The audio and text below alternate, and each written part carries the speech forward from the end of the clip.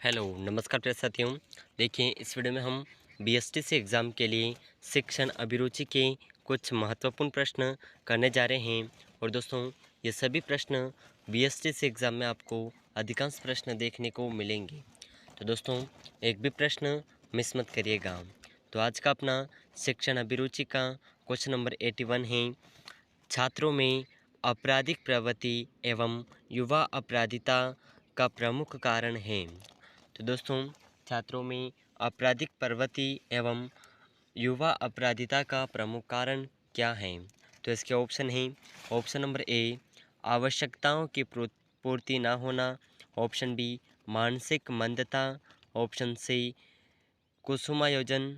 Option D ये सभी। तो दोस्तों छात्रों में आपराधिक प्रवृत्ति एवं युवा अपराधिता का जो प्रमुख कारण है ये कारण है ऑप्शन नंबर डी ये सभी कारण होते हैं। तो दोस्तों इस प्रश्न का ऑप्शन डी हमारा सही आंसर है। तो दोस्तों अगला प्रश्न है क्वेश्चन नंबर 82। तो दोस्तों क्वेश्चन नंबर 82 आपके सामने है। शिक्षक के किस गुण को छात्र सबसे अधिक पसंद करते हैं? तो दोस्तों एक टीचर का ऐसा कौन सा गुण है जिसे छात्र सबसे अधिक पसंद करते हैं? तो इसके ऑप्शन हैं। ऑप्शन नंबर ए उसकी निष्पक्षता। ऑप्शन बी उसका रौब। ऑप्शन सी उसकी समय की पाबंदी। ऑप्शन डी उसकी अनुशासन प्रियता। तो दोस्तों इन चार ऑप्शन में से हमारा सही आंसर होगा ऑप्शन नंबर ए उसकी निष्पक्षता। तो दोस्तों इस प्रश्न का ऑप्शन ए सही आंसर है। तो दोस्तों अगला प्रश्न है क्वेश्चन नंबर 83। और इन प्रश्नों में से आपको अगर पहले से आंसर आता है तो हमें कमेंट ज़रूर करिएगा। तो दोस्तों अगला प्रश्न है क्वेश्चन नंबर 83। तो दोस्तों क्वेश्चन नंबर 83 आपके सामने है। कौन सी पाठचर्या सर्वाधिक उपयुक्त होगी?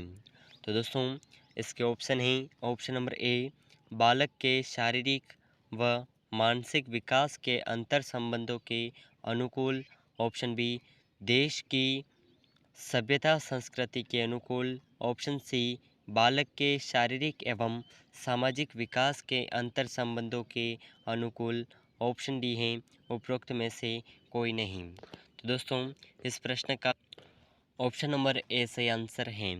बालक के शारीरिक व मानसिक विकास के अंतर संबंधों के अनुकूल जो पाठ्यचर्या होती हैं वह सबसे अधिक उपयुक्त रहती हैं। तो इस प्रश्न का ऑप्शन ए सही आंसर है। तो दोस्तों अगला प्रश्न है क्वेश्चन नंबर 84। तो दोस्तों क्वेश्चन नंबर 84 आपके सामने है। मान लीजिए कि आप एक टीचर हैं। तो अध्यापक के रूप में आप छात्रों की निजी समस्याएं। तो दोस्तों किसी भी छात्र की निजी समस्या होती हैं तो उसका आप किस तरह के सुनेंगे या नहीं सुनेंगे? तो इसके ऑप्शन हैं। कदापि नहीं सुनेंगे। ऑप्शन बी सदैव सुनेंगे। ऑप्शन सी सुनकर प्रधानाध्यापक को बता देंगे। ऑप्शन डी तभी सुनेंगे जब कोई विशेष हो। तो दोस्तों इन चारों ऑप्शन में से हमारा सही आंसर होगा ऑप्शन नंबर बी एक अध्यापक के रूप में छात्रों की निजी समस्याएं जो आपको सदैव सुननी चाहिए। तो ऑप्शन नंबर बी हमारा सही आंसर होगा। तो दोस्तों अगला प्रश्न है क्वेश्चन नंबर 85। तो दोस्तों क्वेश्चन नंबर 85 है। अध्यापक बनने के बाद आपके विचार अनुसार हर अध्यापक के घर पर किस वस्तु का होना ज़रूरी है? तो दोस्तों मान लीजिए कि आप एक अध्यापक हैं और अध्यापक बनने के बाद में आपके घर पर कौन सी वस्तु का होना आवश्यक है या ज़रूरी है? तो इसके ऑप्शन हैं। ऑप्शन नंबर ए पुस्तकालय। ऑप्शन बी सजा हुआ drawing room. Option C television. Option D ये सभी। तो दोस्तों इस प्रश्न का ऑप्शन नंबर ए सही आंसर है। पुस्तकालय ज़रूर होना चाहिए। तो दोस्तों अगला प्रश्न है अपना क्वेश्चन नंबर 86। तो दोस्तों क्वेश्चन नंबर 86 आपके सामने है। आपकी कक्षा का एक छात्र कक्षा में रोज़ अनुशासनहीनता करता है। आप इस समस्या के समाधान हेतु निम्न में से क्या उपाय अपनाएंगे। तो दोस्तों यहाँ पर कुछ उपाय दे रखे हैं, जैसा कि कोई छात्र अनुशासनहीनता करता है, रोज लेट आता है या फिर अध्यापक का कहा हुआ नहीं मानता है, तो आप कौन सा उपाय करेंगे। तो इसके ऑप्शन हैं। ऑप्शन नंबर ए, उसके वंशानुक्रम तथा वातावरण का पता लगाकर उसका सही दिशा में मार्गदर्शन करेंगे। ऑप्शन बी, छात्र को रोज पिटेंगे जब तक कि वह कक्षा में अनुशासनहीनता करना नहीं छोड़ देता। ऑप्शन सी है, स्कूल से उसका नाम काटने के लिए प्रधानाचार्य से कहेंगे। ऑप्शन डी है, उसको इलाज के लिए किसी अच्छे मनोचिकित्सक के पास लेकर जाएंगे। तो दोस्तों इन चार ऑप्शन में से आप कौन सा उपाय अपनाएंगे। तो इस प्रश्न का ऑप्शन ए सही आंसर है। उसके वंशानुक्रम तथा वातावरण का पता लगाकर उसका सही दिशा में मार्गदर्शन करेंगे। तो दोस्तों इस प्रश्न का ऑप्शन ए सही आंसर है। तो अगला प्रश्न है क्वेश्चन नंबर 87। तो दोस्तों क्वेश्चन नंबर 87 आपके सामने है। शिक्षा के स्तर को ऊंचा उठाने के लिए निम्नलिखित में से क्या आवश्यक है। तो इसके ऑप्शन हैं। ऑप्शन नंबर ए, पाठ्य पुस्तकों का सतत मूल्यांकन। ऑप्शन बी, पाठ्यक्रम में संशोधन। ऑप्शन सी, छात्रों का सतत मूल्यांकन। ऑप्शन डी, अध्यापकों का उच्च वेतन। तो दोस्तों शिक्षा के स्तर को ऊंचा उठाने के लिए छात्रों का सतत मूल्यांकन होना चाहिए। तो इस प्रश्न का ऑप्शन सी हमारा सही आंसर है। तो दोस्तों अगला प्रश्न है क्वेश्चन नंबर 88। तो दोस्तों क्वेश्चन नंबर 88 आपके सामने है। अध्यापक का कार्य छात्रों में पढ़ाई के प्रति किस प्रकार का भाव पैदा करना है। तो इसके ऑप्शन हैं। विश्वास पैदा करना। ऑप्शन बी, लगाव पैदा करना। ऑप्शन सी, आस्था पैदा करना। ऑप्शन डी, अनुराग पैदा करना। तो दोस्तों इस प्रश्न का ऑप्शन डी हमारा सही आंसर है। अध्यापक का कार्य छात्रों के अनुराग के प्रति पढ़ाई में अनुराग पैदा करना है। तो इस प्रश्न का ऑप्शन डी सही आंसर है। तो दोस्तों अगला प्रश्न है क्वेश्चन नंबर 89। तो दोस्तों क्वेश्चन नंबर 89 आपके सामने है। कक्षा शिक्षण में दृश्य सामग्री का प्रयोग करने में आप किस बात का ध्यान रखेंगे। तो दोस्तों इसके ऑप्शन हैं। ऑप्शन नंबर ए, उसे नाटकीय ढंग से प्रस्तुत करेंगे। ऑप्शन बी, उसके बारे में बच्चों को पहले से पता न हो। ऑप्शन सी, वह बच्चों को अज्ञात से ज्ञात की ओर ले जाने वाली हो। ऑप्शन डी है, वह पाठ्य वस्तु के अनुरूप हो। तो इस प्रश्न का ऑप्शन नंबर डी सही आंसर है। वह पाठ्य पुस्तक के पाठ्य वस्तु के अनुरूप हो। तो दोस्तों अगला प्रश्न है अपना क्वेश्चन नंबर 90। तो दोस्तों क्वेश्चन नंबर 90 आपके सामने है। कक्षा शिक्षण के दौरान आप छात्रों से कैसे प्रश्न पूछेंगे। तो दोस्तों मान लीजिए कि आप एक टीचर हैं और आप कक्षा में पढ़ा रहे हैं, तो आप छात्रों से किस प्रकार प्रश्न पूछेंगे। तो इसके ऑप्शन हैं। ऑप्शन नंबर ए, पहले पढ़ाए गए पाठ से संबंधित। ऑप्शन बी, उस पाठ से संबंधित जो उस समय पढ़ाया जा रहा है। ऑप्शन सी, बालक के पूर्ण ज्ञान से संबंधित। ऑप्शन डी, उपरोक्त सभी। तो दोस्तों इन चारों ऑप्शन में से हमारा सही आंसर होगा ऑप्शन नंबर डी सही आंसर है, उपरोक्त सभी। कक्षा शिक्षण के दौरान हम जो हैं पहले पढ़ाए गए पाठ से संबंधित पूछेंगे, उस पाठ से संबंधित जो उस समय पढ़ाया जा रहा है, और बालक के पूर्ण ज्ञान से संबंधित। तो इस प्रकार के प्रश्न हमें पूछने चाहिए। तो दोस्तों अगला प्रश्न है अपना क्वेश्चन नंबर 91। तो दोस्तों क्वेश्चन नंबर 91 आपके सामने है। कारगर शिक्षण कुल मिलाकर किसका प्रकार्य है। तो दोस्तों कारगर शिक्षण कुल मिलाकर किसका प्रकार्य है। तो इसके ऑप्शन हैं। ऑप्शन नंबर ए, अध्यापक की विद्वता। ऑप्शन बी अध्यापक की ईमानदारी, ऑप्शन सी अध्यापन व्यवसाय के प्रति अध्यापक की रुचि, ऑप्शन सी डी है ये सभी। तो दोस्तों इस प्रश्न सही आंसर होगा ऑप्शन नंबर सी, अध्यापन व्यवसाय के प्रति अध्यापक की रुचि। तो दोस्तों अगला प्रश्न है अपना क्वेश्चन नंबर 92। तो दोस्तों क्वेश्चन नंबर 92 आपके सामने है, प्रगतिशील शिक्षा के अंतर्गत निम्नलिखित में से किस बात पर ध्यान रखा जाता है। तो दोस्तों प्रगतिशील शिक्षा के अंतर्गत कौन सी बात पर ध्यान रखा जाता है। तो इसके ऑप्शन हैं, ऑप्शन नंबर ए, इसमें शिक्षण विधि को अधिक व्यावहारिक करने पर जोर दिया जाता है, ऑप्शन बी, इनमें सिद्धांतों के रटने पर जोर दिया जाता है, ऑप्शन सी, इसमें बालक की प्रगति के लिए सैद्धांतिक शिक्षा दी जाती है, ऑप्शन डी, इसमें केवल बालक के नैतिक एवं सामाजिक विकास पर जोर दिया जाता है।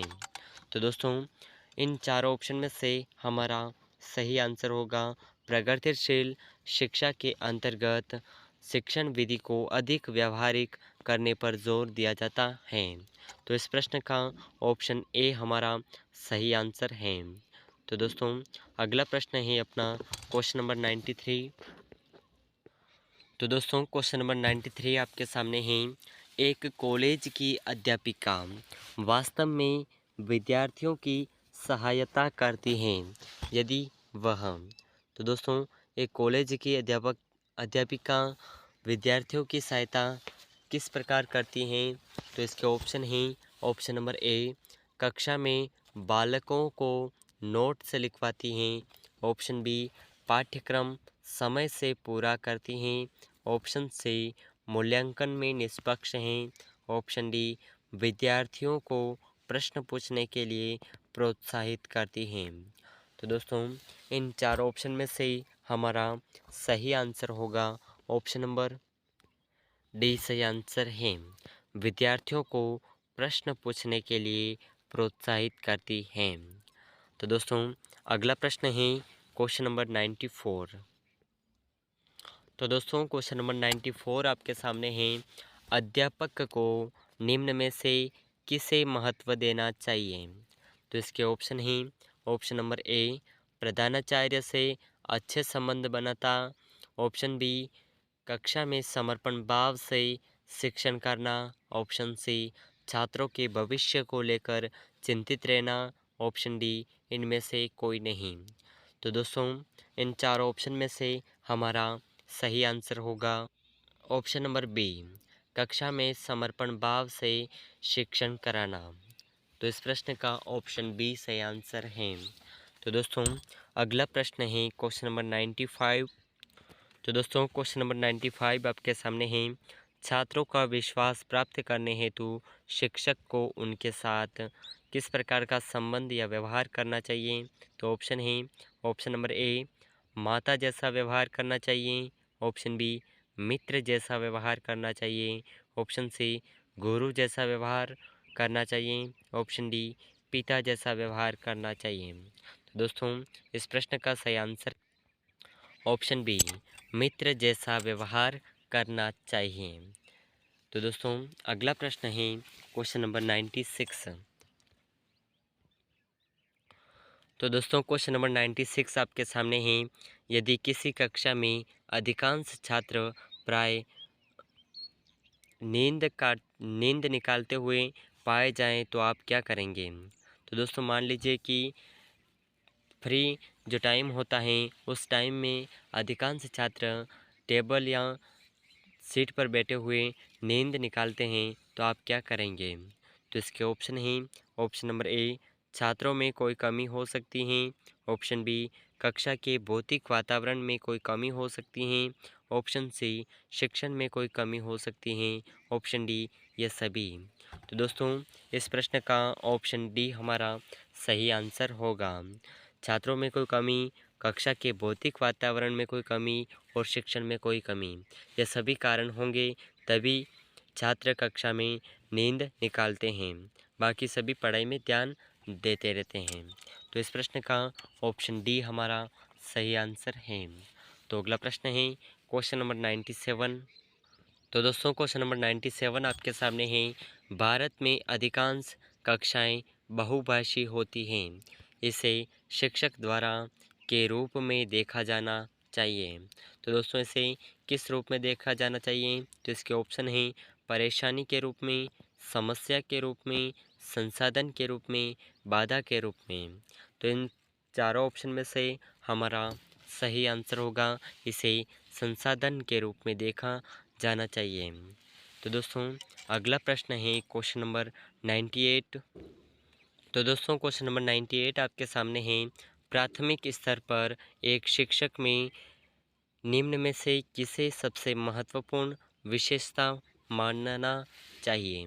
तो दोस्तों प्राथमिक स्तर पर एक शिक्षक में निम्न में से किसे सबसे महत्वपूर्ण विशेषता मानना चाहिए?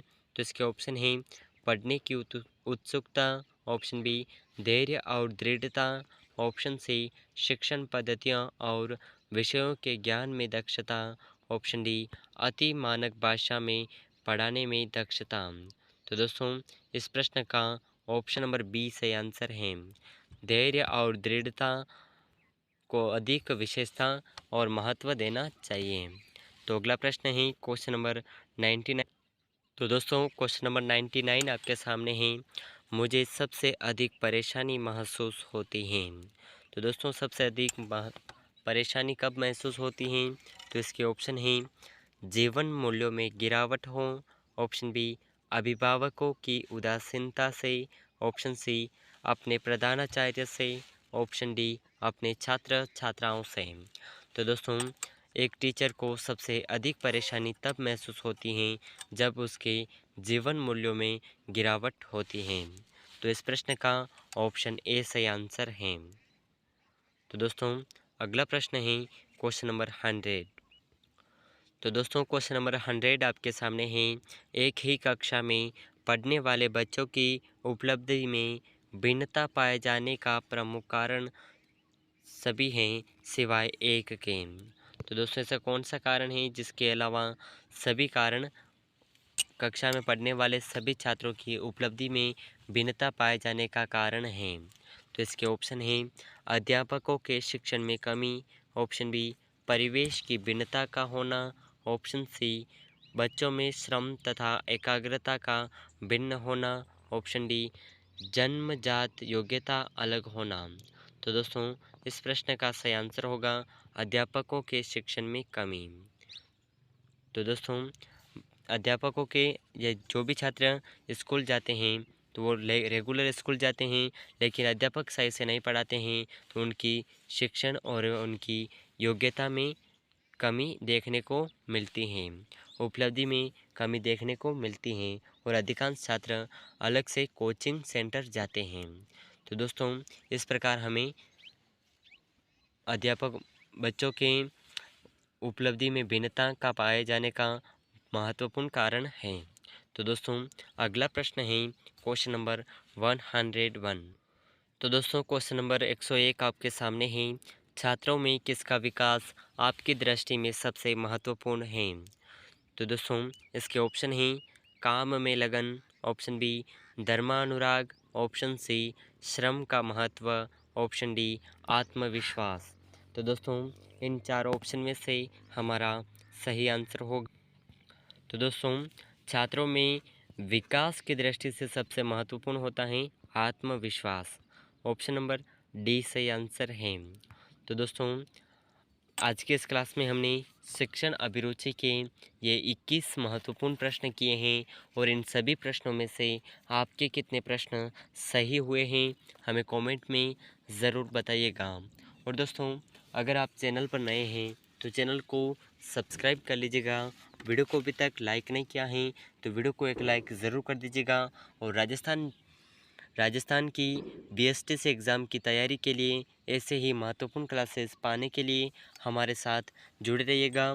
मिलते हैं नेक्स्ट वीडियो में, तब तक के लिए जय हिंद जय भारत।